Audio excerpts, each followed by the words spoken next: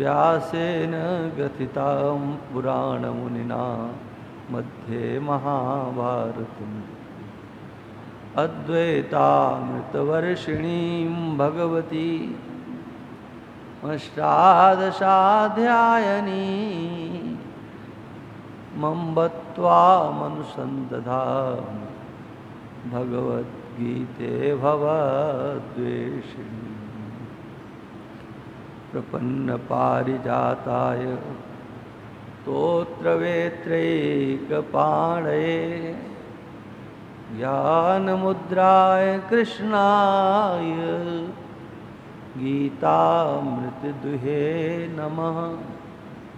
गीतामृतदुहे नमो।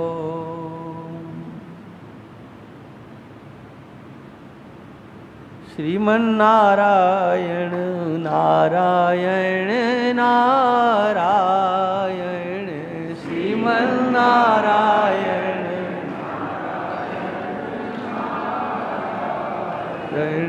भजमन नारायण नारायण नारायण भजमन नारायण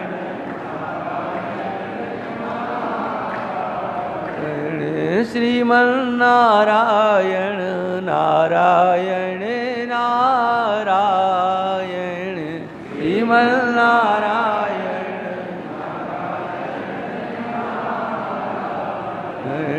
भजमन नारायण नारायण नारायण भजमन।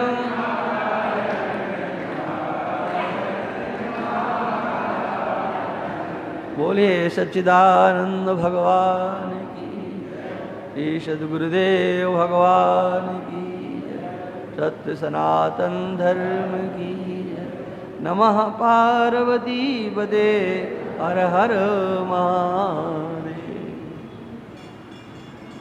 मात्रा स्पर्शास्तु कौन्तेय शीतोष्ण सुख दुःखदाः आगमापायिनो नित्यास्तास्तितिक्षस्व भारत। इयं हि न व्यथयन्ते ते पुरुषं पुरुषर्षभ समदुःख सुखं धीरं सोमृतत्वाय कल्पते सोमृतत्वाय कल्पते। समादरणीय संत वृंद, भक्त वृंद, श्रद्धामयी मातृशक्ति, जो सत्संग में विषय चल रहा है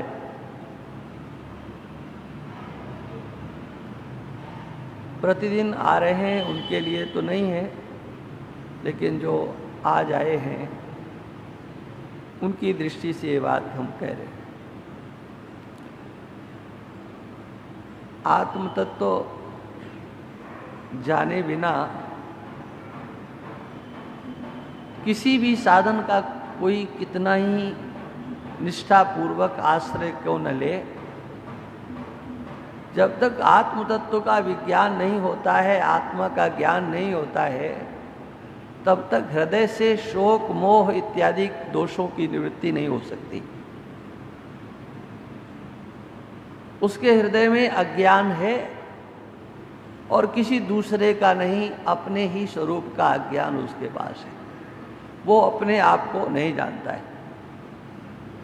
जब अपने आप को नहीं जानता है तो कुछ न कुछ जानता जरूर है।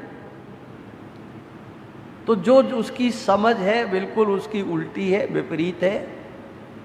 उसकी अपनी जो सोच है वो उसका अपना भ्रम है, लेकिन उसी में उसकी निष्ठा हो गई है। और उसमें निष्ठा हो जाने के कारण वह मोह से ग्रसित हो गया और मोह के परिणाम स्वरूप उसको शोक की प्राप्ति होती है, विषाद उसको होता है। इस सब से निवृत्त करने के लिए अर्जुन को निमित्त बना करके भगवान ने जो उपदेश दिया है, आत्म तत्व का विज्ञान इसी शरीर में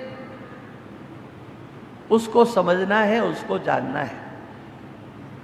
ये मनुष्य जीवन व्यवहार साधने के लिए, केवल व्यवहार साधने के लिए है, इतना समझना ये ना समझी है।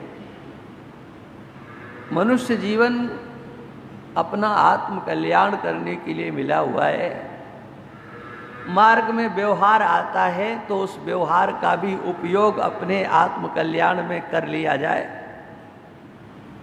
तो वो व्यक्ति धन्यवाद का पात्र होता है।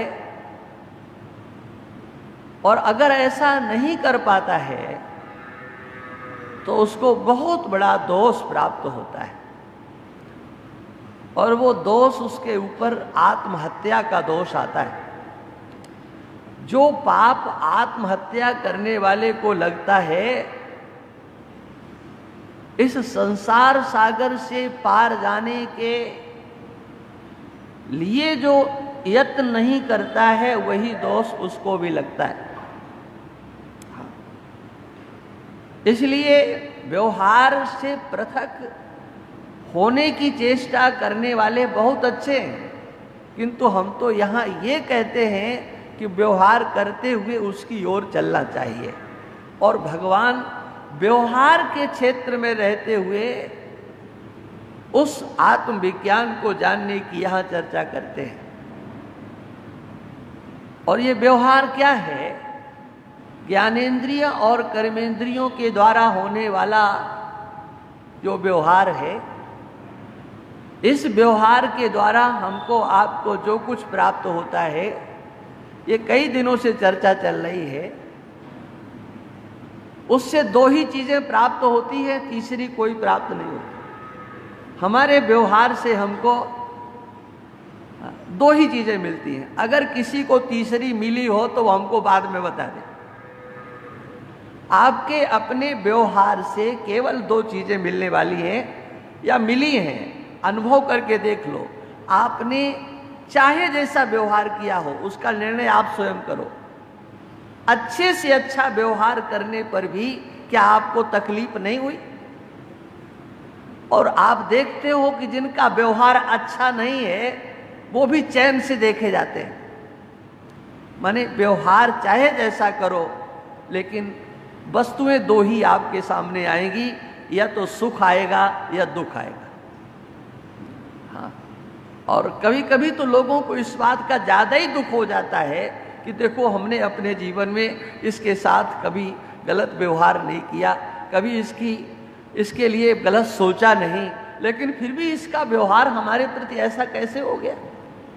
माने अपनत्व की दृष्टि से, आत्मीयता की दृष्टि से, भाईचारे की दृष्टि से, समाज की दृष्टि से आपने नैतिकता का पालन किया, लेकिन नैतिकता का पालन करते हुए भी, ईमानदारी का पालन करते हुए भी जब अगले का व्यवहार आपको अच्छा नहीं लगता है तो उस समय आपको कोई प्रसन्नता नहीं होती है। माने आपको क्षोभ ही होता है, आपको दुख ही होता है। और कभी आपको किसी अन्य के अच्छे व्यवहार से प्रसन्नता भी हो जाती है। भगवान कहते हैं इनको आप रोक नहीं सकते हो, ये तो आपके पास आएंगे, इन्हें आप नहीं रोक सकते हो। इस दृश्य जगत से, संसार से प्राप्त होने वाली दोनों वस्तुएं, इनके प्रति एक दृष्टि बना लो, ये रहने वाले नहीं। हाँ, ये रहेंगे नहीं, ये आने वाले हैं और जाने वाले हैं। किसी के अच्छे व्यवहार को देख करके आप कितनी देर तक प्रसन्न रहते हो? किसी के बुरे व्यवहार को देख करके आप कितनी देर तक दुखी रहते हो? न प्रसन्न होना है और न दुखी होना है। हाँ, क्यों? ये सब के सब अनित्य कोटि में है। ये संसार अनित्य है, तो संसार में होने वाला समग्र व्यवहार कभी नित्य नहीं हो सकता। अनित्यम असुखम लोक मिमम प्राप्य भजस्व माम। ये आपको अपने कर्मानुसार, प्रारब्धानुसार मिल गया है। क्या? ये लोक, ये संसार, ये शरीर मिला है। हाँ, उसमें किसी अन्य की कृपा करुणा नहीं है, ध्यान रखना। ये आपके कर्मों का परिणाम ही है जो आपको ये शरीर प्राप्त हुआ है। पूर्व कर्मों का परिणाम ये आपका शरीर है। ये शरीर है तो उस शरीर के माध्यम से ही आपको सुख दुख का साक्षात्कार होता है। ये भोगायतन कहा जाता है। इस पर दृष्टि नहीं जाए तो लोक के दुखों से आप व्यथित नहीं हो सकते, लोक के सुख से आप सुखी नहीं हो सकते। जब तक आपकी इस शरीर पर दृष्टि रहती है तभी तक ये व्यवहारिक जगत आपको कभी सुखी करता है, कभी दुखी करता है। ये जो सुख और दुख आ रहे हैं उसमें भी किसी अन्य को आप निशाना बनाने की चेष्टा मत करो। ये बात मैं क्यों कह रहा हूं? इसलिए तां तितिक्षस्व भारत, उनको तुम सहन करो। तो कैसे सहन करें? हाँ, वर्षा हो रही है तो छाता लगा लिया जाए,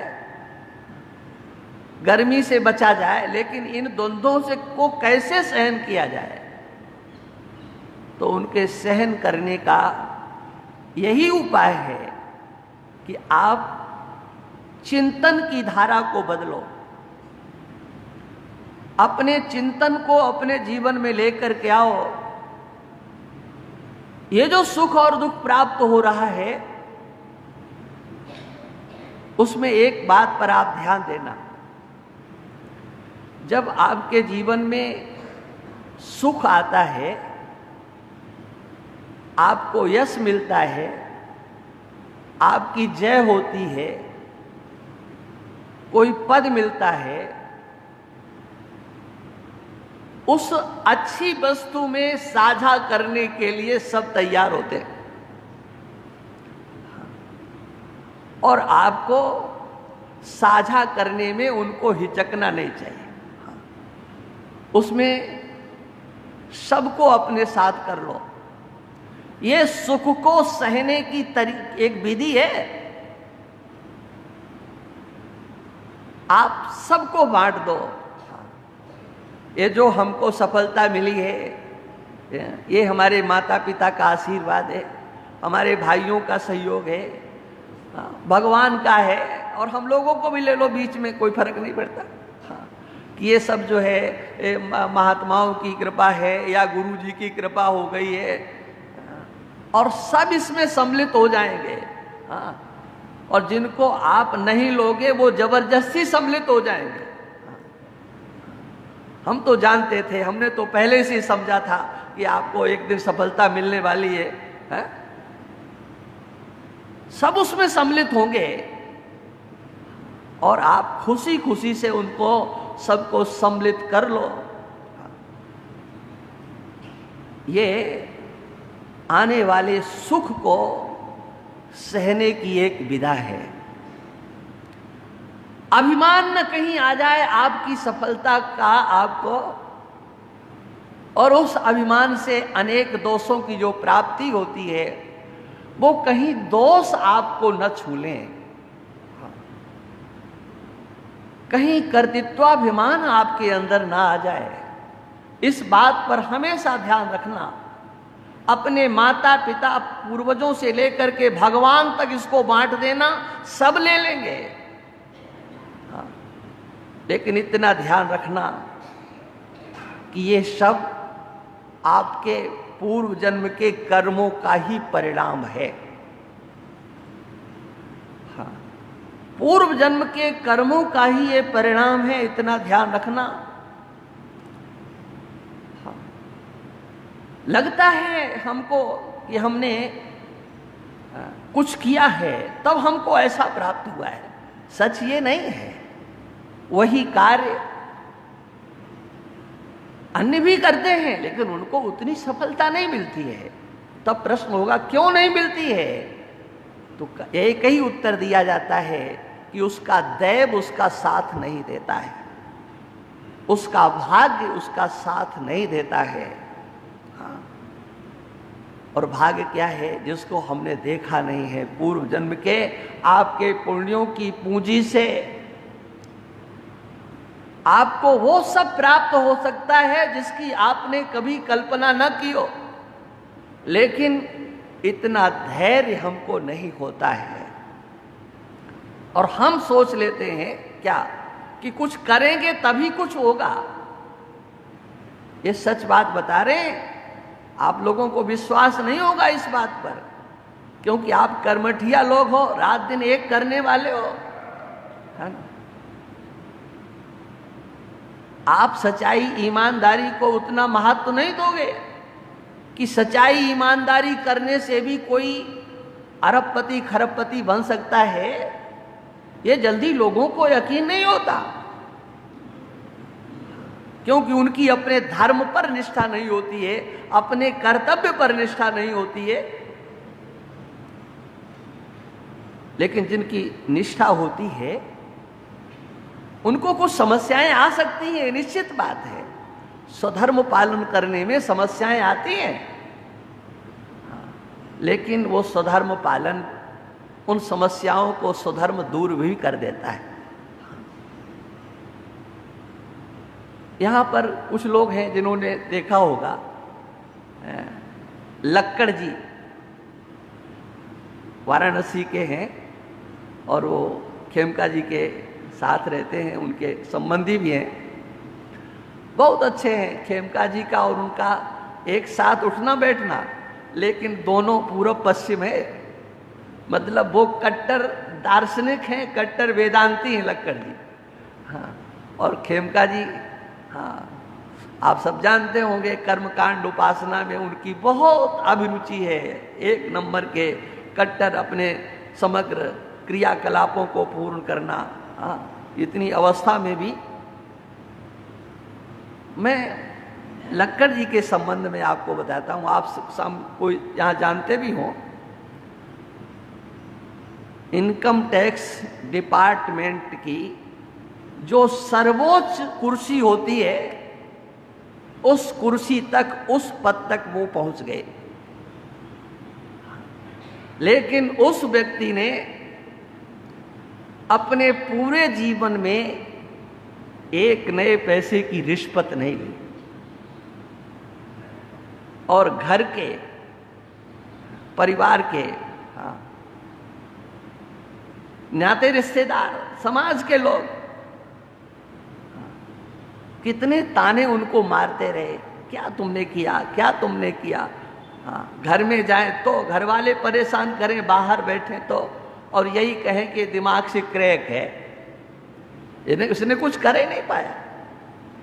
और वो रिटायर हो गए, केवल अपनी जो उनको मासिक आय उनकी मिलती थी, उनको होती थी, कहते बस इसी में जो कुछ करना है करना है। और देखो रिटायर होने के बाद फिर उनको एक देश से फोन आया कि आप थोड़े दिन के लिए हमारे पास आ जाइए। तो उन्होंने कहा कि मैं नहीं आ सकता हूं, यदि आपको मुझे लेना है तो भारत सरकार से आप अपील करो, वो मुझे आदेश देंगे, क्योंकि मैं उस पद से रिटायर हुआ हूं, रिटायर होने के बाद भी मैं स्वतंत्र नहीं, मैं अपनी इच्छा से आपके यहाँ नहीं आ सकता। और वहाँ पर 3 साल, अफ्रीका में 3 साल रहे, और वहाँ रह करके उन्होंने जितना वो उससे नहीं कर पाते, उतनी तनख्वाह अफ्रीका वालों ने 3 साल में दे दी। और यहाँ जब आए, सप्ताह में 1 दिन केवल लखनऊ जाते हैं और 1 घंटे के लिए जाते हैं, माने 4 घंटे में एक कंपनी उनको 3 लाख रुपए महीना दे रही। आप सोचो, ये सब क्या, उनके भाग्य में उतना अर्थ आना था, उतना पैसा आना था, उन्होंने संतोष किया, स्वधर्म का पालन किया, तब भी उनके जीवन में आ गया। आना उतना ही था, उससे ज्यादा नहीं। लेकिन ये सामान्यतया लोगों पर इस पर विश्वास नहीं हो पाता है। जितना भी हमको प्राप्त होने वाला है वो होगा, और उसमें कुछ भी सम्मिलित हो सकता है। जो सुख हमें प्राप्त है वो सुख प्राप्त होना है, वो होना है। जो दुख प्राप्त होना है सो होना है। तब तितिक्षा क्या है? हम लोगों में जो छटपटाहट होती है, सुख प्राप्त होता है तो अपने को फुला देते हैं, अपनी बुद्धि के ऊपर अभिमान करने लगते हैं, अपने कर्तृत्वाभिमान में हम डूब जाते हैं, किसी को पास तक नहीं फटकने देते। इसने क्या किया, इसने तो बहुत हमारी टांग खींची, लेकिन फिर भी हमने तो कर ही लिया। माने मदद करने वालों को भी, साथ सहयोग देने वालों को भी व्यक्ति कभी अपने मुख से नहीं कहता है कि हमने इनका भी सहयोग लिया था। अरे वो क्या है, सबको व्यक्ति भूल जाता है। और जब दुख आता है तो उस समय पर वो अपने को तो सेफ रखता है, और अगल बगल में जितने दिखाई पड़ते हैं उनसे लेकर के भगवान तक सबको दोषी बना देता है। ये विक्षिप्त होना है, तितिक्षा का अभाव है।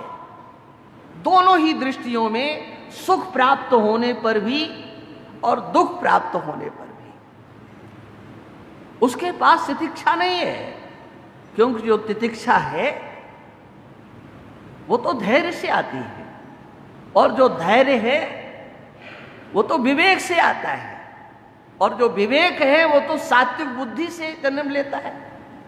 सात्विक प्रज्ञा हुए बिना किसी के पास विवेक नहीं आता, और विवेक आए बिना धैर्य नहीं आता, और धैर्य के आए बिना तितिक्षा नहीं होती है। ये क्रम है, इसको आप लिख लेना। उसके पास विवेक नहीं होता है, न सुख को सहन करने का विवेक होता है, न दुख को सहन करने का विवेक होता है। वो दोनों अवस्थाओं में विक्षिप्त हो जाया करता है। और जबकि कर्म की दृष्टि से, कर्म मार्ग की दृष्टि से तितिक्षु बनने का यही रास्ता है कि आप अभिमान से बचने के लिए सफलता को चारों ओर फैला दीजिए। हाँ, आप उसको सह जाओगे, नहीं तो आपको उन्माद आ जाएगा। और दुख आने पर किसी की ओर मत देखो। यद्यपि बात वही सत्य है जो मैंने पहले कही थी, सफलता हो या विफलता हो, अनुकूलता हो या प्रतिकूलता हो, ये आपके पूर्व जन्म से पूरा का पूरा संबंध रखते हैं। हाँ। लेकिन विवेकी व्यक्ति अपनी सफलता को अपने ऊपर नहीं लाता है, और इसलिए वो सह लेता है। निर्भिमानी हो जाता है व्यक्ति उस समय जब अपनी सफलता को सबके कंधों पर डाल देता है। मैंने अकेले क्या किया है, ये हमारे साथ नहीं होते, हाँ, तो क्या ऐसा हो सकता था? नहीं नहीं, इन्होंने ही किया है। हाँ, और सच तो यही है। इसलिए भगवान कृष्ण 18वें अध्याय में अधिष्ठानम तथा कर्ता करणम च पृथक विधम विविधास्य पृथक चेष्टा दैवम चैवात्र पंचमम, 5 हेतु बताते हैं। आपको कुछ भी प्राप्त होता है उसमें 5 हेतु हुआ करते हैं। आप किसी भी प्रकार का कर्म कीजिए, उसका फल आता है तो उसमें 5 हेतु हुआ करते हैं। योजना बनाने मात्र से कुछ नहीं होता। आप बहुत अच्छे कर्मठिया हैं, आपके पास कार्य करने का क्षेत्र भी बहुत अच्छा है, साधन भी है, लेकिन दैव ने अगर साथ नहीं दिया तो ये चारों के चारों धरे रह जाएंगे। आपका पुरुषार्थ और दैव ये सब मिलकर के जब एक होते हैं तो आपको किसी कर्म का फल प्राप्त होता है। और वो दैव आपके हाथ में नहीं है, ध्यान रखना। 4 का संग्रह आप कर सकते हो, लेकिन 5वें का संग्रह आप नहीं कर सकते हो, वो तो आप जानते ही नहीं हो। हाँ, क्या केरल वालों को पता था कि इतनी वर्षा हो जाएगी? अगर पहले से पता होता तो कुछ इंतजाम नहीं कर लेते। हाँ, आप लोगों को पता है कि यहां कितनी वर्षा अभी और होनी है। हाँ, निश्चिंत तो हो और यही सोचते हो कि जैसा केरल में हुआ वैसी तो कम से कम ना हो। नहीं हो, एक बार चलेगा है, आपको पता नहीं है। आप साधन जुटाते हो। एक किसान है, उसके पास खेती करने के लिए भूमि है, उसके करण हैं, जितने भी उपकरण होते हैं सब उसके पास में है। अच्छा बीज है, अच्छी खाद है, अच्छे कार्य करने वाले सहयोगी हैं, और सब कुछ करके उसने फसल को अच्छा तैयार किया। लेकिन अब इसके ऊपर प्रकृति का प्रकोप नहीं होगा, इसकी क्या गारंटी है? और प्रकृति को रोक पाना उसके हाथ में नहीं है। प्रकृति का जो प्रकोप होता है, जहां पर गेहूं इत्यादि की फसलें होती हैं, या आप लोगों की यहाँ फसलें होती हैं, मूंग पक रही हो और उस समय पानी गिर जाए तो कैसा लगता है, और अच्छा गिर जाए तो कैसा लगता है। लेकिन रोकना आपके हाथ में नहीं है। हमने देखा है उधर यूपी में जहाँ गेहूं इत्यादि की फसलें बहुत होती, और मार्च के महीने में अगर किसान बादल देख लेता है ना, तो उसके धक धक होने लगती है। अरे ये बादल क्यों आ गया? हाँ, वर्षा नहीं होनी चाहिए। हे भगवान, वर्षा भी हो जाए तो कम से कम ओले नहीं गिरना चाहिए, घड़े नहीं गिरना चाहिए। हाँ, उसके हाथ में फसल को तैयार कर लेना उसके हाथ में है, लेकिन दैवी प्रकोप को रोकना उसके हाथ में नहीं है। और जैसे दैवी प्रकोप को रोकना उसके हाथ में नहीं है, अगर वैसे ही वो ये देखना शुरू कर दे क्या कि इस फसल को उगाना भी हमारे हाथ में नहीं है, इस फसल को बड़ा करना भी हमारे हाथ में नहीं है, वो सब प्रकृति का खेल है, तो ये भी प्रकृति का ही खेल है। मैंने तो अच्छे भले अन्न को मिट्टी में डाल दिया था, लेकिन उसमें अंकुरित करना, हाँ, ये तो मैंने नहीं किया है। हाँ, अगर व्यक्ति इस गहराई तक पहुंच जाए तो उसको अपने किए हुए पर जो अभिमान आता है उस अभिमान से बच जाएगा, और जो सफलता उसको प्राप्त होती है, जो उसे आह्लाद प्राप्त होता है, उसमें वो अनेकों को सहभागी बना देगा। और पूर्व कर्मों का जो स्वरूप है उसका चिंतन व्यक्ति जब करता है तो वो 1 नंबर का विवेकी सिद्ध हो जाता है। जब दुख आता है तो व्यक्ति कहीं न कहीं किसी न किसी को दोषी बना करके ही मानता है, इसके कारण ऐसा हुआ, इसके कारण ऐसा हुआ। लेकिन सच क्या है? सच ये है क्या कि आपके कर्म का ही परिणाम वह है, आपके कर्म का परिणाम है। हाँ, ये आपको लगता होगा क्या कि ये अगर नहीं होता तो ऐसा नहीं होता, तो देखो निमित्त तो किसी न किसी को बनना ही पड़ता है। निमित्त तो कोई न कोई होगा, कोई भी निमित्त नहीं बने तो जानते हो आपका जो शरीर है ना, यही आपके दुख का निमित्त बन जाएगा। कोई आपको दुख नहीं दे, हाँ, ये शरीर ही आपको दुख देगा। किसी भी प्रकार की बीमारी को आपने बुलाया नहीं है, संकल्प नहीं किया है, लेकिन ये हुआ है तो किस लिए? रोग हुआ तो सुख देने के लिए कि दुख देने के लिए?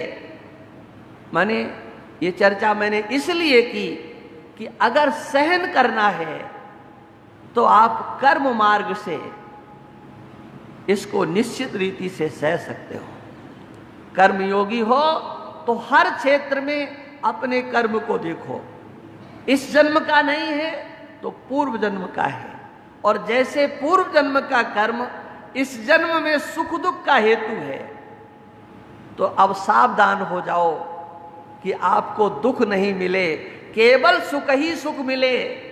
तब सावधानी पूर्वक कर्म करो कि अगला जन्म जो हमको प्राप्त हो, उसमें जो वर्तमान में हमें दुख प्राप्त हो रहे हैं, उन दुखों की प्राप्ति न हो। वर्तमान का सुख तो हमको मिल जाए, लेकिन दुखों से हमको प्राप्ति न हो, इसके लिए क्या करना है? तो कहा इसके लिए सावधानी पूर्वक अपने व्यवहार का निर्वाह करना है। क्योंकि जैसे पूर्व जन्म के कर्म आपके इस शरीर की रचना करने वाले हैं, ऐसे ही आज के जो कर्म हैं वो कल के शरीर के, भावी शरीर की रचना करने वाले हैं। माने ये आपका शरीर जब तक आपको प्राप्त होता रहेगा, तब तक ये सुख दुख आपके सामने आते रहेंगे, और इस शरीर के माध्यम से ही इसको भोगा जाता है। एक दृष्टि है। दूसरी दृष्टि देखो, अनेक दृष्टियों से इस पर विचार हो सकता है। आप अगर भगवान के भक्त हो तो भगवान के भक्त को तो कहीं पर भी किसी को दोषी बनाने का अधिकार नहीं है। अपने अंदर कर्तृत्वाभिमान नहीं लाना है। अगर आप भगवान के भक्त हो, मैंने किया, तो कैसे तुम भगवान के भक्त हो जो मैंने किया ऐसे तुम्हारा मुंह से निकल रहा है? तुम भगवान के भक्त हो तो तुम्हारी दृष्टि में भगवान पहले आना चाहिए। आप निमित्त बने हो, भगवान ने आपको निमित्त बनाया है। आप निमित्त बनकर के व्यवहार करो, और फिर उसके भी आगे उस भक्त की दृष्टि इस संसार में प्राप्त होने वाला जो कुछ भी है, उससे उसको हर्ष और शोक की प्राप्ति यदि होती है तो अभी वो एक नंबर का भक्त नहीं है। क्योंकि उसकी दृष्टि में अभी ये संसार सच्चा बना हुआ है। भगवान का उत्तम भक्त वह होता है जिसकी दृष्टि में ईश्वर के सिवा और कुछ सच्चा नहीं होता है। जो कुछ भी है वो ईश्वर की एक लीला मात्र हो सकती है, लेकिन सच्चाई कुछ नहीं है। सत्य तो ईश्वर ही है। और जब यहां दृष्टि चली जाएगी तो वो यहीं आकर के खड़ा हो जाएगा। ये जो हमारे सामने आज आकर के खड़ा हो गया है, सुख या दुख, इसका अस्तित्व क्या है? ये क्या रहने वाला है? अरे जब ये संसार सपना है, कल ये चर्चा हुई थी ना, उमा कहूं मैं अनुभव अपना, सत हरि भजन जगत सब सपना। ये सारा संसार स्वप्नवत है। तो सपना जब है ये सारा संसार, तो ये सुख और दुख क्या होंगे भाई? हाँ, सुख और दुख क्या है? ये भी सपना ही है, लेकिन ये सपना लगता नहीं है। हाँ, लक्ष्मण जी ने जब निषाद को उपदेश दिया तो उसमें कुछ बाकी नहीं छोड़ा। जोग वियोग भोग भल मंदा, हित अनहित मध्यम ब्रह्म फंदा, धरनि धाम धनपुर परिवारु, सरग नरक जहां लग व्यवहारु, देखिए सुनिय गुनिय मन माही, मोह मूल परमारथ नाही, सपने होई भिकारी नृप, रंक नाक पति होए, जागे लाभ नहानि कछु, तिम प्रपंच जिय जोए। इस प्रपंच के प्रति लक्ष्मण एक दृष्टि देते हैं। गोस्वामी जी महाराज लक्ष्मण के माध्यम से भगवान के भक्तों को दृष्टि देते हैं। ये प्रपंच कितना है, इसकी कीमत वैसे ही है जैसे स्वप्न की। हाँ, लेकिन ये हमें सपना नहीं लगता है, ये हमको सच्चा लगता है। तो ध्यान रखना, अभी भगवत भक्ति करने की योग्यता तुम्हारे अंदर नहीं आई है। अभी तो तुम कर्मठिया बन करके जियो, अभी कर्म करो, पुरुषार्थी हो लेकिन विवेक का आश्रय लेकर के, क्योंकि जो पुरुषार्थी है ना, हाँ, उनको विवेक का आश्रय लेना पड़ेगा, क्योंकि आपके पुरुषार्थ से केवल आपके पास सुख नहीं आएगा। हाँ, पुरुषार्थ करते करते भी हाँ, आपको पश्चाताप होने लगता है, चूक गए। हाँ, क्या बताएं, हाँ, उस समय ये ध्यान में नहीं आया, ऐसा कर लेते तो अच्छा होता। माने आपको इन परिस्थितियों से जाना पड़ेगा, इसलिए आवश्यकता है इनको सहन करने की। लेकिन सहे क्यों, प्रश्न ये है।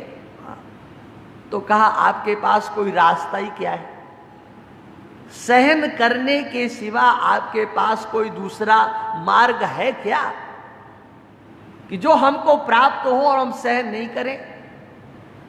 तो आपको कहना पड़ेगा कि रास्ता तो कोई नहीं है। सहन करना है तो रोकर के क्यों करो, हंसते हुए इसको क्यों सहन नहीं करते? जो प्राप्त हो रहा है, हाँ, इसको हंसते हुए सहन करना है। तब हंसते हुए सहन करने की कोई तरकीब, कोई युक्ति है क्या? हाँ, कहा उसकी युक्ति है। और वो युक्ति क्या है? भगवान ने उसको स्पष्ट कर दिया कि तुम परेशान हो रहे हो, ये रहने वाला नहीं है, ये जाने वाला है। हाँ, ये भी न रहेगा, ये भी न रहेगा। मैंने एक दिन सुनाया था कि वृंदावन के दीवालों पर लिखा था ये भी न रहेगा, लेकिन क्या इसका चिंतन कर सकते हैं हम? हाँ, ये भी न रहेगा। हाँ, अरे बचपन चला गया, जवानी चली गई, तो थोड़ा बुढ़ापे की ओर भी विचार कर लो कि जब वो नहीं रहा और वो नहीं रहा तो ये रहेगा क्या? वो समय जब नहीं रहा, हाँ, तो ये समय बना रहेगा क्या? ये रहने वाला नहीं है। आगमा पाई नहा, ये आने जाने वाला है। काल के थपेड़े से इधर के उधर ये सब व्यवहार होता रहता है। इसमें अनित्यता है, इसे तुम नित्य मत समझ लेना। सच्चाई और ईमानदारी से धर्म के मार्ग पर आपको चलना है। व्यवहार आपका हो या किसी अन्य का हो, उसमें नित्य बुद्धि कभी करने की चेष्टा नहीं करना। धैर्य पूर्वक इसको सहन करना है। इसलिए वही विवेकी है, वही धीर पुरुष कहलाता है, जो आने वाली परिस्थितियों को सह लेता है। लोक को नहीं देखना। अगर लोक पर आपने दृष्टि डाली तो आपको सहने की सामर्थ्य नहीं आएगी। आप जब अपने कर्तव्य पर, अपने धर्म पर और अपने स्वरूप पर दृष्टि डालोगे, तभी इन सांसारिक थपेड़ों को सहने की सामर्थ्य आ सकती है, इससे पहले नहीं। क्योंकि संसार के लोगों की तो कोई स्थिति नहीं है। भर्तृहरि जी महाराज अपने नीच शतक में कहते हैं, निंदन्तु नीति निपुणाः यदि वा स्तुवन्तु लक्ष्मी समाविशतु गच्छतु वा यथेष्टम् अद्यैव मरणमस्तु युगान्तरे वा न्यायात् पथः प्रवचलन्ति पदम न धीराः। जो धैर्यवान पुरुष होते हैं, विवेकी पुरुष होते हैं, उनका एक निश्चय होता है, जो शास्त्र सम्मत मार्ग है, श्रुति सम्मत मार्ग है, जो हमारी परंपरा सम्मत मार्ग है, हम उसी पर चलेंगे। बुद्धिमान लोग भले ही हमारी निंदा करें, निंदन्तु नीति निपुणाः, अथवा हमारे आचरण को देख करके स्तुति करें। हमारे आचरण से लक्ष्मी आए या लक्ष्मी जाए, ये विवेकी पुरुष चिंता नहीं करता है। वो न्याय के रास्ते पर चलता है। लक्ष्मी आ रही है कि जा रही है, वो इसकी कभी परवाह नहीं करता। आपको बताएं, एक बार ये ज्योतिर्मठ की स्थापना नहीं हुई थी, स्थापना करने का विचार हुआ था, तो पूज्यपाद प्रातः स्मरणीय स्वामी जी योग पुरुष जी महाराज ने 15 दिन की कथा अमृतसर में अपने भक्तों के द्वारा आयोजित कराई, अखंड ज्योति स्थापना के लिए कुछ सहयोग हो जाए, और स्वयं उद्घाटन करने के लिए आए। अब कथा हमको ही करनी थी। अब मैंने प्रारंभ किया तो बोले नहीं, पहले हम कथा सुनेंगे और उसके बाद हम बोलेंगे। तो जैसे हमको करना था अपना किया। ये समझ लो 2001 की बात है। अब उद्घाटन भाषण में उन्होंने क्या कहा, सबसे पहले बोले भाई कथा तो ठीक है, कथा में तो कोई कसर नहीं, हाँ, लेकिन इससे लक्ष्मी जी नहीं आने वाली है।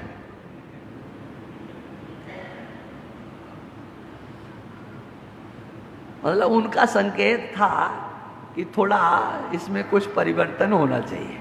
हाँ, अब और भी उन्होंने बहुत कुछ कहा, लेकिन हम आपको बता रहे हैं, इस श्लोक के अंतर्गत बात आ गई, लेकिन क्या करें,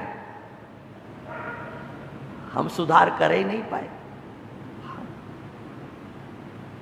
क्यों? हम कथा का सुधार करने के लिए बाबा जी बने कि अपना सुधार करने के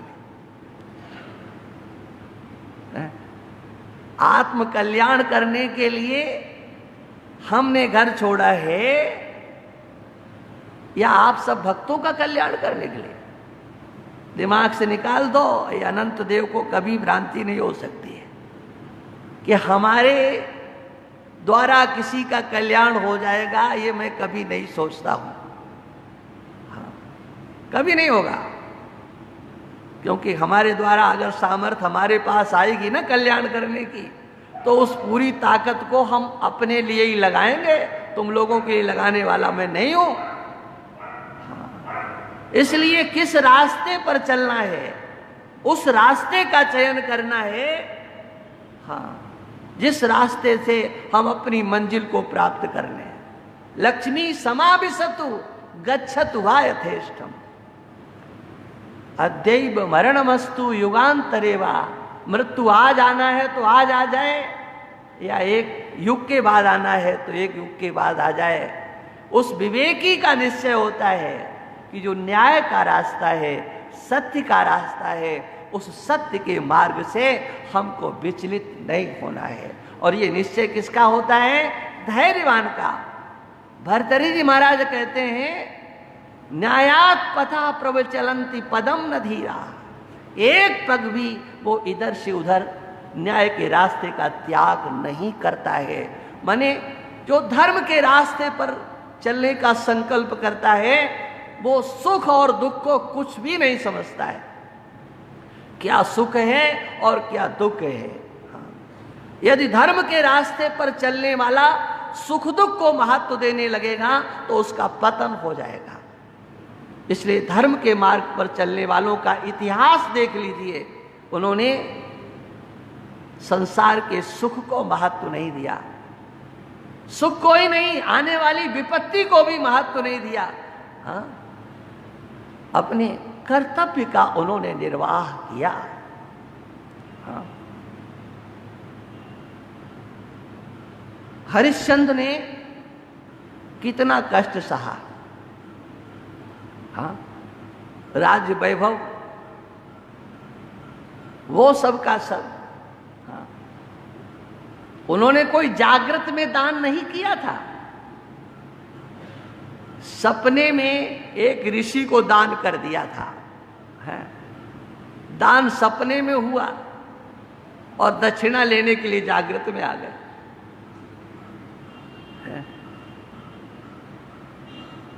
इसलिए भाई दान के साथ दक्षिणा जरूर होनी चाहिए। हाँ? हरिश्चंद्र ने अपने को बेचा, अपनी पत्नी को बेचा, है? बच्चे की परवाह भी नहीं की, राज्य का दान कर दिया था और सवेरे आकर के खड़े हो गए, बोले आपने दान तो कर दिया, हाँ तो लो ये चाबी। अरे कहा चाबी कैसे ले, दान तो पूरा दक्षिणा से होता है। तो तुरंत अपने मुनीम को कहा इनको दक्षिणा, अब तुम्हारा उसमें क्या रहा है, उसका तो तुम दान कर चुके हो श्रीमान जी। हाँ, ये सारे राज्य का दान हो चुका है, तो तिजोरी तुम्हारी कहां से रही। हाँ, उसमें से तो तुम नहीं कुछ भी दान कर सकते हो। तो राजा ने देखा कि अब तो दान सब कुछ हो चुका है, लेकिन मैं तो बचा हूं, मैं बचा हूं। मैंने अपनी पत्नी का, बचपुत्र का अपना दान नहीं किया है, आप मेरे को लीजिए। और काशी में जाकर के बिक गए। सोचो कहां उनकी वो स्थिति थी, एक राजा थे, और कहां जाकर के वो एक चतुर्थ वर्ण के यहां पानी भरने का काम करने लगे। ये क्या है, क्या वो विचलित हुए? यहां तक कि पुत्र आ गया, मरा हुआ पुत्र, नहीं नहीं इसका तो कर देना पड़ेगा।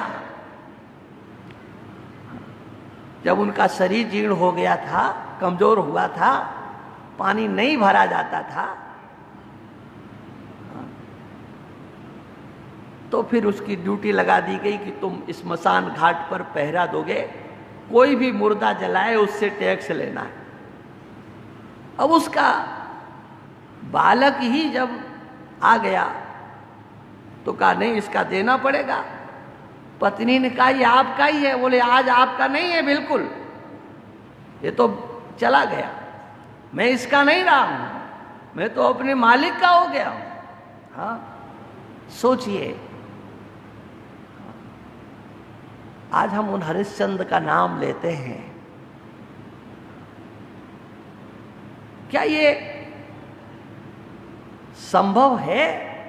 आप कहेंगे आजकल तो बिल्कुल संभव नहीं है। तो ध्यान रखना, तुम्हारे पोते भी तुम्हारा नाम लेने वाले नहीं है।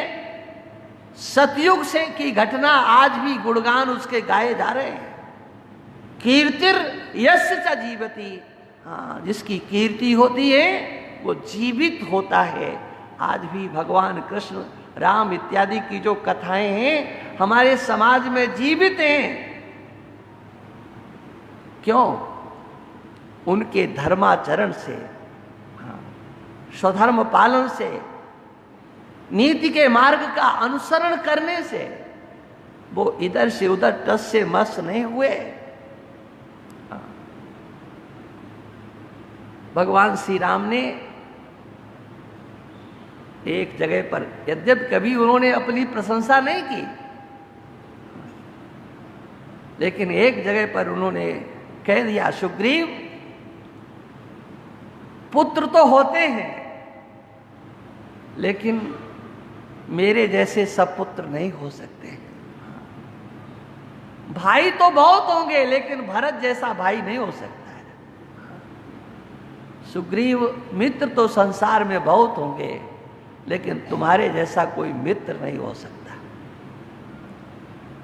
भगवान श्री राम ने सुग्रीव से कहा कि देखो, मेरे जैसे पुत्र मिलने वाले नहीं है। मेरे पिता ने मेरे को बन जाने के लिए कहा नहीं था। मेरी मां ने मेरे से कहा था कि तुम्हारे पिता से मैंने वरदान मांगा है,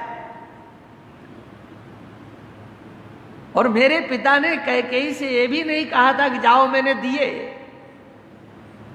हाँ, उन वरदानों को सुनकर के दशरथ जी शांत हो गए थे, लेकिन फिर भी मैंने अपने पिता के वचनों को पूरा करने के लिए 14 वर्ष का वनवास स्वीकार कर लिया। हाँ, भागवत में आता है, उत्तमस् चिंतितम कुर्यात्। उत्तम पुत्र वो होता है जो अपने पिता के हित का चिंतन करता है, पिता की इच्छाओं का चिंतन करता है।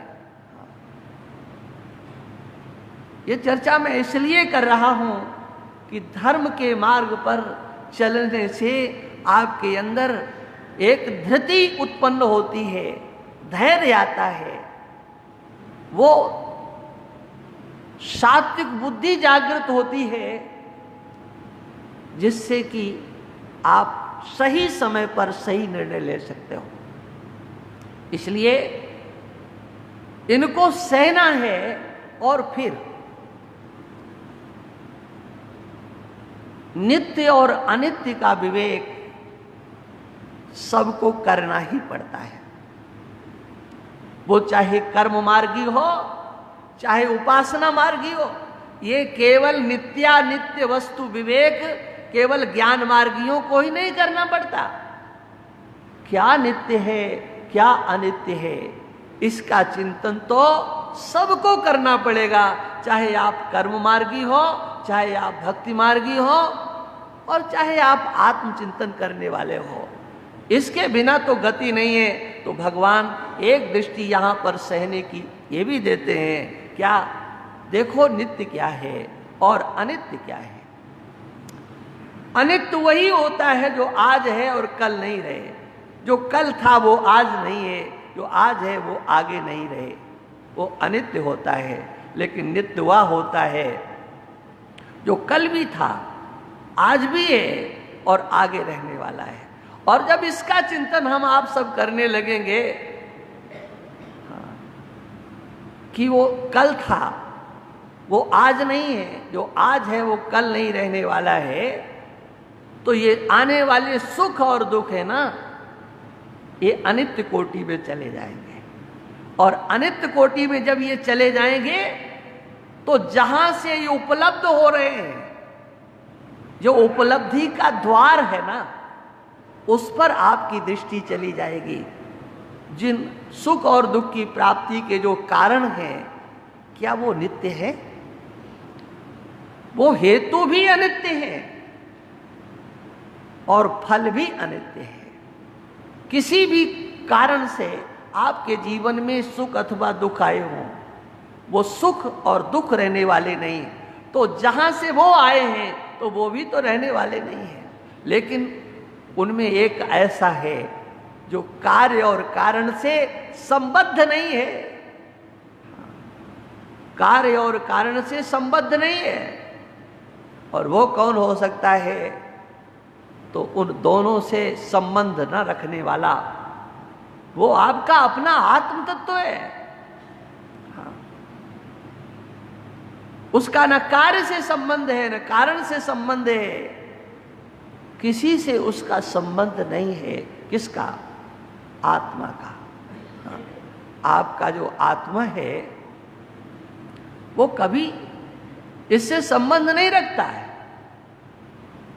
और इसलिए कभी भी आपका जो स्वरूप है वो दुख को प्राप्त नहीं होता। उसके जीवन में दुख आता नहीं है, कभी आत्मा दुखी नहीं होता। लेकिन है क्या? सत्संग न करने के कारण, इस दिशा में चिंतन न होने के कारण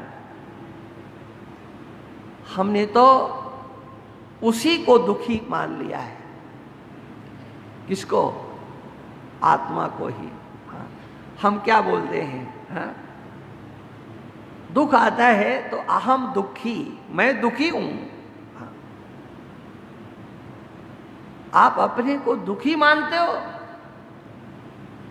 ये तभी बोलते हो जब आपके पास विचार शक्ति नहीं है, विवेक शक्ति नहीं है, चिंतन शक्ति नहीं है। आप कभी दुखी नहीं हो सकते हो। आपको लगता है कि मैं दुखी हूं, तो मैं शब्द का अर्थ आप जानते हो क्या? नहीं जानते हो। देखो, एक दिन हमने चर्चा की थी, धनी किसको कहते हैं? जो धनवान, धन वाला हो, और दुखी किसको कहते हैं? बस जैसे धनी वैसे दुखी, दुख वाला। हाँ, दुख जिसके पास हो। हाँ, तो धन जिसके पास होता है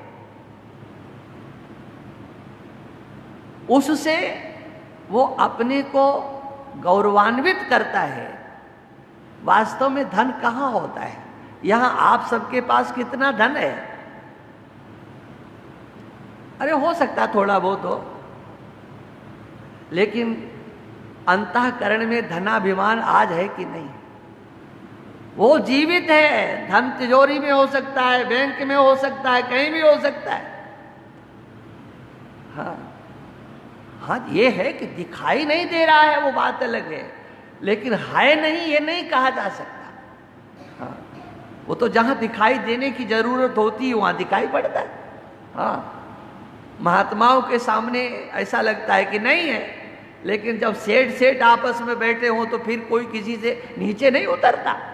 हाँ, वो कहता हमारी एक है, वो कहता हमारी दो है, हमारा यहां भी है, हमारा विदेश में भी है। माने उसके जेब में कुछ नहीं होता है, नहीं। हाँ, लेकिन अंदर वो रहता है। हाँ। क्या इसी प्रकार से दुख भी है? हाँ भाई। हाँ, तो देखो, अब ये विषय तो बहुत लंबा है, इसको तो अपने और कोई धंधा नहीं है, कल करेंगे। हाँ,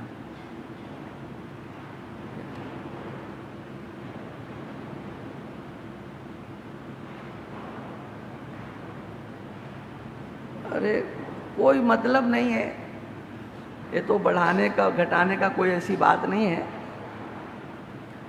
लेकिन अब घड़ी पर दृष्टि चली गई तो दिमाग भी, कहते ना, फ्यूज उड़ गया। हाँ, वो दृष्टि हालांकि हम डालते नहीं है घड़ी पर, लेकिन चली गई। चलो फिर भी 2-4 मिनट और कर लेते हैं, क्या फर्क पड़ता है।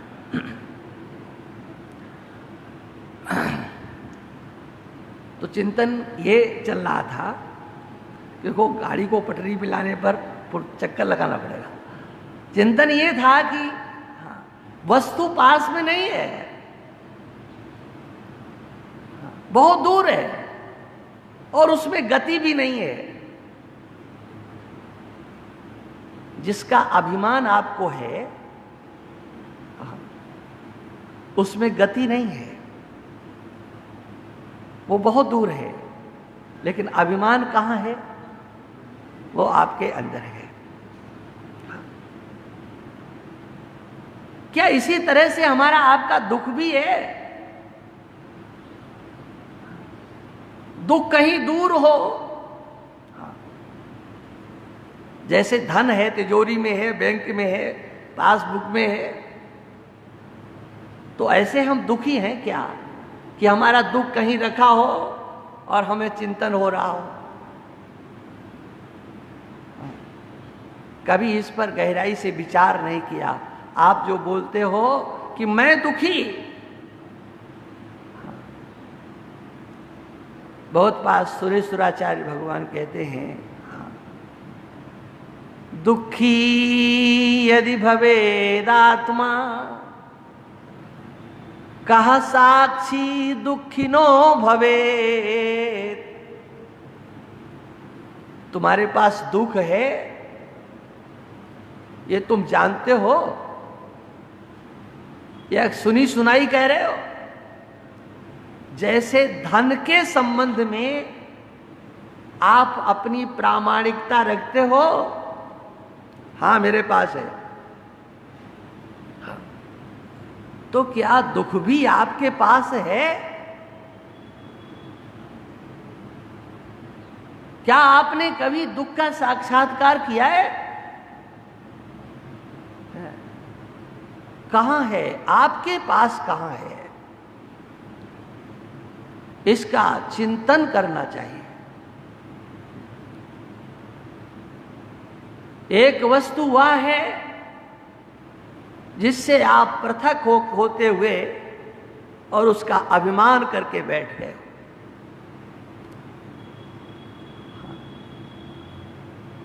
लेकिन एक वस्तु वह है जो आपसे पृथक दिखाई नहीं देती है और आप उसका अभिमान किए हो। मैं दुखी हूं,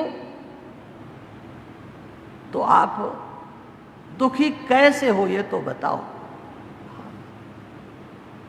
किसको आप दुखी मान रहे हो? भगवत्पाद सुरेश्वराचार्य भगवान कहते हैं, इस दुख को जानने वाला कौन है? दुख है इसका ज्ञाता तुम हो या कोई दूसरा है? एक साथ साक्षी कौन है? इसका ज्ञान किसके पास है? आपके सिवा उसका कोई ज्ञाता सिद्ध नहीं होगा। लेकिन ये दुख ऐसा है जिसका ज्ञान भी आपके पास नहीं है। कहते हो कहां दुख है बताओ, किसे आप दुख कहते हो? एक आपकी सोच मात्र है, वस्तु से, व्यक्ति से कहीं न कहीं आप दुख निकाल रहे हो। आपने उसको निमित्त बनाया है, लेकिन जिसे आपने निमित्त बनाया है, विचार करके देखो कि आप दुखी हो या पूरा संसार दुखी है। कुछ ऐसे भी तो आपको मिल जाएंगे जो उसमें से सुख ढूंढ लेते हैं। हाँ, जैसे रोग आता है शरीर में, तो आपको लगता है कि मैं रोगी हूं और आप उससे दुखी होते हो, लेकिन उससे कुछ लोग सुखी भी हो सकते हैं। कुछ लोग प्रसन्न भी होंगे। इस संसार से अगर दो चीजें चली जाएं, दो चीजें, तो जानते हो कितना बड़ा नुकसान हो सकता है। एक तो समाज से लड़ाई झगड़े चले जाएं और दूसरे किसी के शरीर में रोग नहीं हो, क्या होगा भाई? हाँ, कितने लोग बेघर हो जाएंगे, बर्बाद हो जाएंगे, कितनों को रुला देगा ये दो चीजें। कौन? लड़ाई झगड़ा कहीं ना हो, आपकी केकड़ी में ना हो। हाँ, ये दो लोग कभी शांति नहीं चाहते हैं समाज में। बुरा मत मान लेना, बैठे हो आप लोग हैं, एक वकील और जज, हाँ, और डॉक्टर, हाँ, ये लोग समाज को कैसा देखना चाहते हैं? हाँ, सोचो जरा। हाँ, तुम्हारे दुखी पने में उनको सुख नजर आता है। तुम्हें लगता है कि मेरे ऊपर बहुत बड़ी विपत्ति आ गई है, उनकी तो लॉटरी खुलती है जी। हाँ, ये क्या है? आप जिसको दुख समझ रहे हो, दूसरा उसको सुख समझ रहा है, तो बताओ उसकी सोच अच्छी है कि तुम्हारी सोच अच्छी है? हाँ, अगर दुख दुख था तो दूसरे को भी दुख नजर आना चाहिए। इसी तरह से सुख सुख, वो जिसमें सुख देख रहा है, अगर वास्तव में उसमें सुख है तो आपको भी वहां सुख नजर आना चाहिए। यथार्थ वस्तु वही कहलाती है जिसको कोई देखे, किसी भी तरह से व्यवहार करे, जिसमें कोई परिवर्तन नहीं आता हो, उसको नित्य कहते हैं। इसलिए भगवान कृष्ण यहां पर इन आने वाले द्वंद्वों को, सुख और दुख को और उनके कारणों को अनित्य कोटि में डाल रहे हैं। ये समग्र संसार का व्यवहार, यहीं से इन दोनों की प्राप्ति होती है। और इसलिए ये सब अनित्य कोटि में चला जाएगा, लेकिन अनित्य कोटि को समझने वाला कैसा होगा?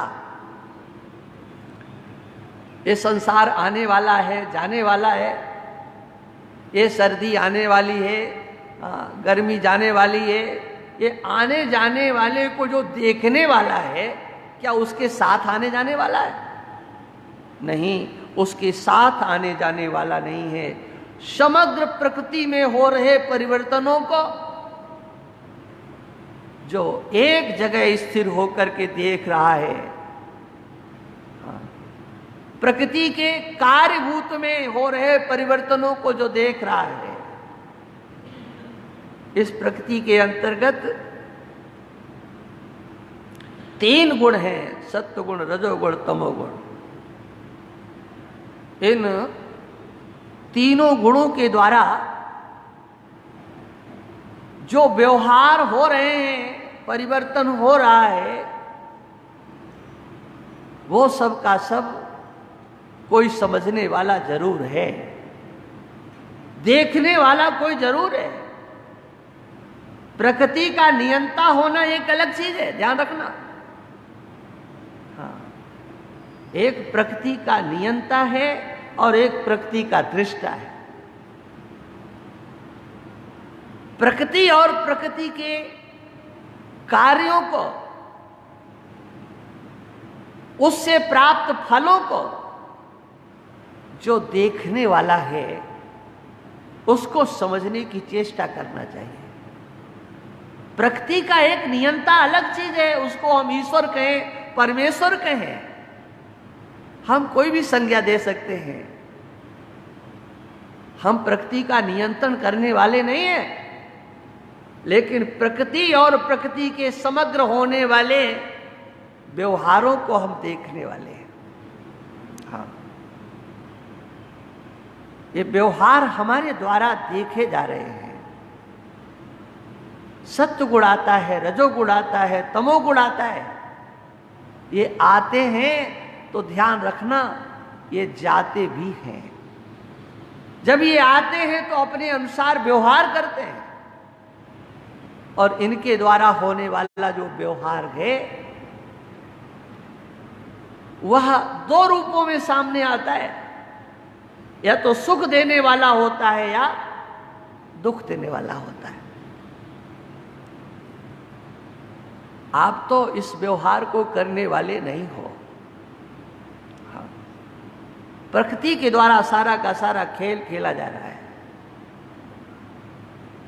भगवान कृष्ण 14वें अध्याय में कहते हैं, नान्यम गुणेभ्या कर्तारम यदा दृष्टानुपश्यति। जब ये दृष्टा देखता है, क्या देखने वाला,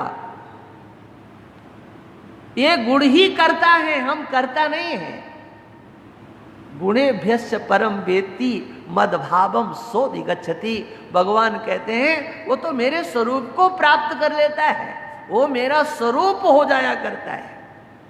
हाँ, जैसा मैं हूं वैसा वो हो जाता है। मेरे स्वरूप से और उसके स्वरूप में कोई भिन्नता नहीं रहती है, और करना कुछ नहीं है। देखो कितना सरल काम है। क्या समग्र होने वाले व्यवहार को आप प्रकृति के अंतर्गत देख लीजिए, और है प्रकृति में ही, आपके अंदर नहीं है। देखो ये क्या है, एक कार्यकरण संघात, ये क्या है? हा? पूरा शरीर ऊपर से नीचे तक, अंदर बाहर जो कुछ भी है, ये सब प्रकृति का खेल है। हा? 3 शरीरों की चर्चा आप करते सुनते ही हैं, वो सब क्या है? तीनों गुणों के अंतर्गत है। हा? एक कारण शरीर तमोगुण विशेषता वाला है, क्योंकि वहां अज्ञान है, कारण शरीर है। जो सूक्ष्म शरीर है, जिन्होंने पढ़ा है वो लोग समझते हैं, उनकी पुष्टि हो जाएगी, आवृत्ति हो जाएगी। हाँ, अपंचीकृत 5 महाभूतों के सत्व गुण के सात्विक अंश से 5 ज्ञानेंद्रियों की उत्पत्ति होती है, और सम्मिलित सात्विक अंश से अंतःकरण की। अपंचीकृत 5 महाभूतों के राजस अंश से प्राणों की उत्पत्ति, सम्मिलित राजस अंश से प्राणों की उत्पत्ति होती है, और अलग अलग से कर्मेंद्रियों की उत्पत्ति होती है। ये क्या है? ये सूक्ष्म शरीर कहलाता है। और तमोगुणी प्रकृति से जब अपंचीकृत 5 महाभूतों का पंचीकरण हो जाता है, तो ये समग्र स्थूल शरीरों की रचना होती है तमोगुणी अंश से। हाँ, जिसको कि हम पृथ्वी, जल, तेज, वायु, आकाश कहते हैं। इन 5 तत्वों का बना हुआ हमारा आपका शरीर एक जैसा है।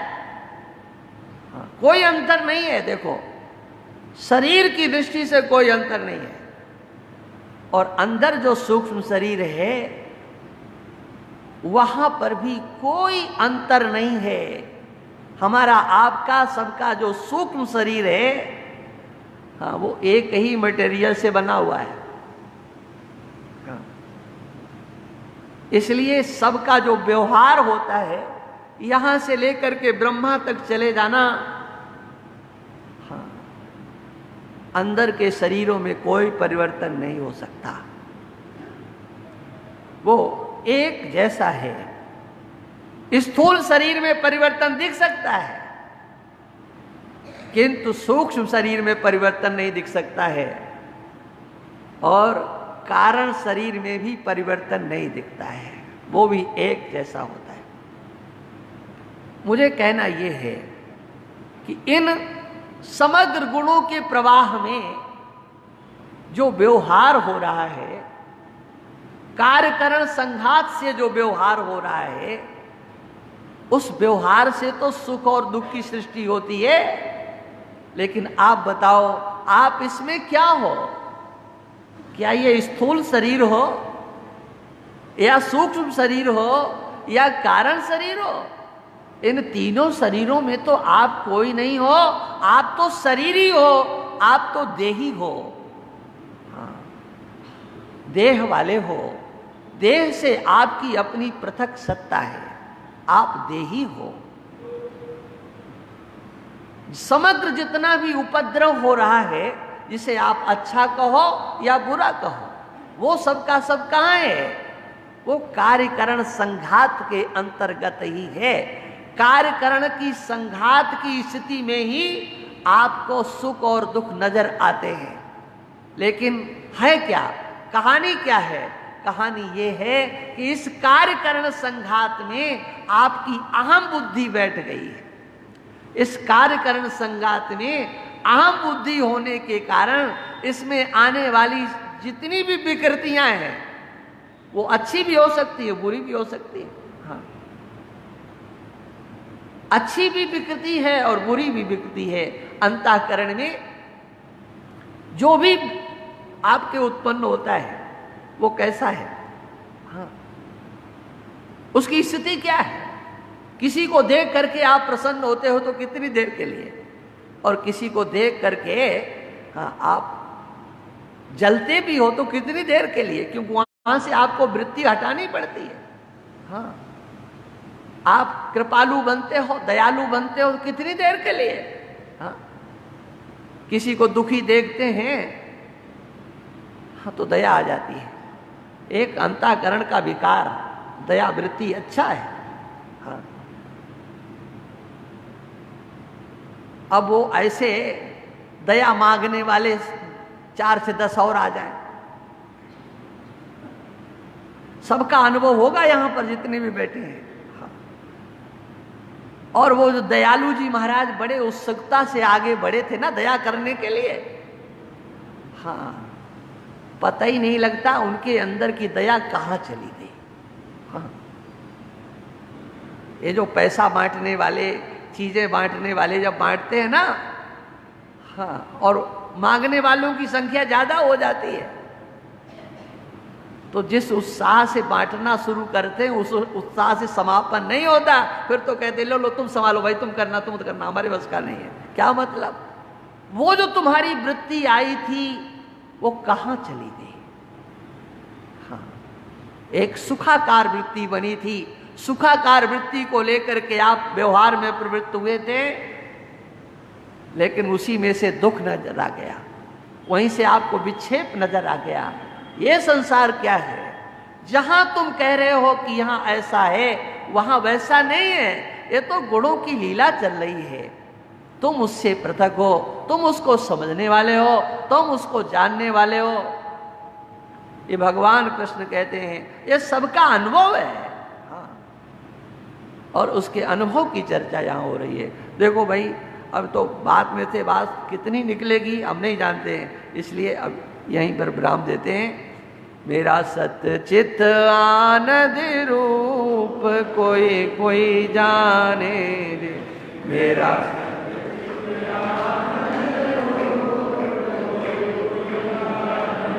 रे, मेरा सत्य चित आनंद रूप कोई कोई जाने रे, मेरा सत्य चित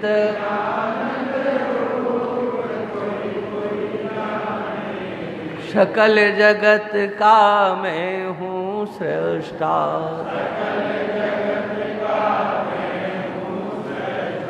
देह तीन का मैं हूँ दृष्टा,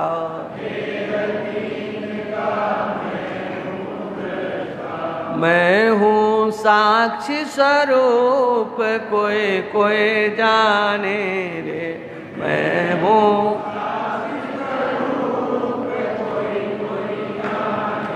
ये मेरा सत्य चित आनंद रूप कोई कोई, पंचकोश से मैं हूँ न्यारा,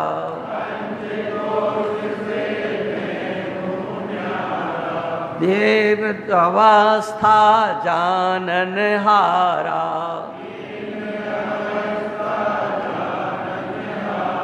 अनुभव सिद्ध अनूप कोई कोई जाने रे, अनुभव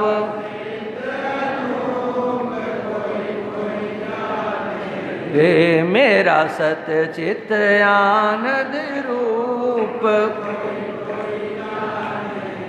जन्म मरण मेरा धर्म नहीं है,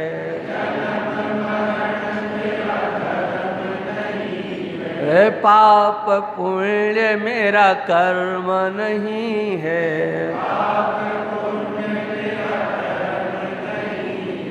मैं हूँ सत्य स्वरूप कोई कोई जाने रे, मैं हूँ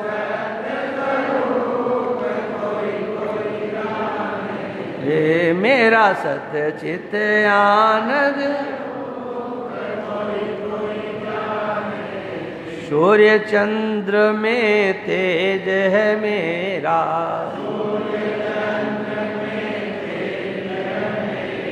अग्नि ताप में ओज है मेरा,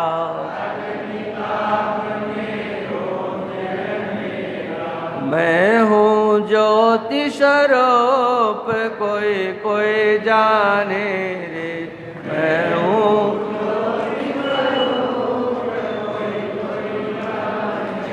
ये मेरा सत्य चित आनंद रूप, तीन लोक का मैं हूँ स्वामी,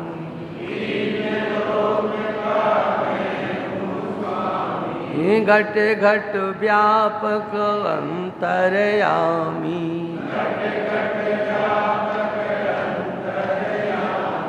जो माला में सोत कोई कोई जाने रे, जो माला में मेरा सत्य चित्त आनंद रूप कोई कोई, राजेश्वर निज रूप पहचानो,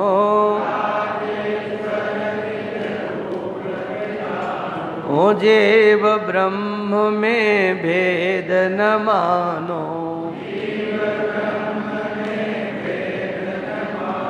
ओ मैं हूँ ब्रह्म स्वरूप कोई कोई जाने, मैं हूँ ये मेरा सत्य चित्त आनंद रूप कोई कोई जाने, मेरा सत्य चित्त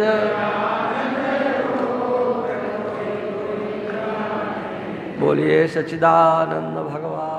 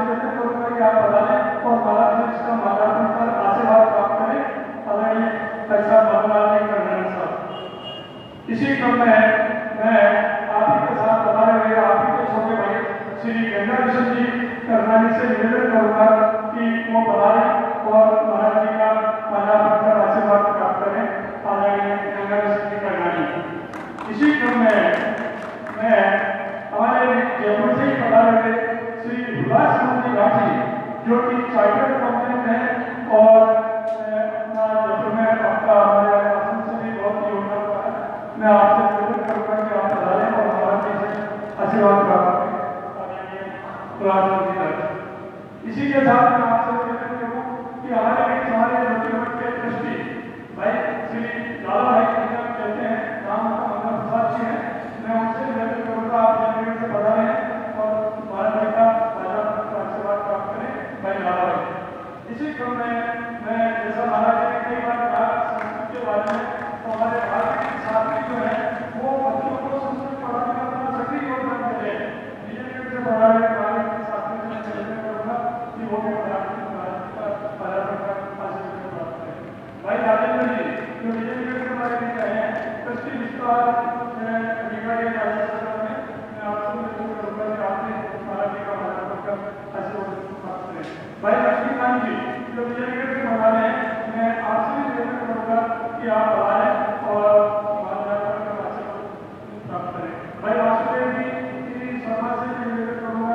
आप पधारें और महाराज जी का पधारने का स्वागत करें।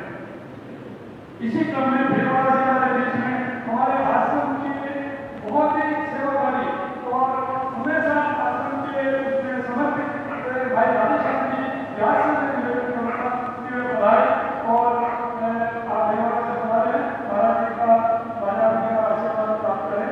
भाई राधेश्याम जी इन्हीं के साथ साहब और रविशंकर जी शर्मा पधारे, मैं उनसे निवेदन करूँगा कि वे पधारे और महाराज जी का बाजार आशीर्वाद प्राप्त करें। यह हम हमारे राजस्थान में विजिट कर रहे थे।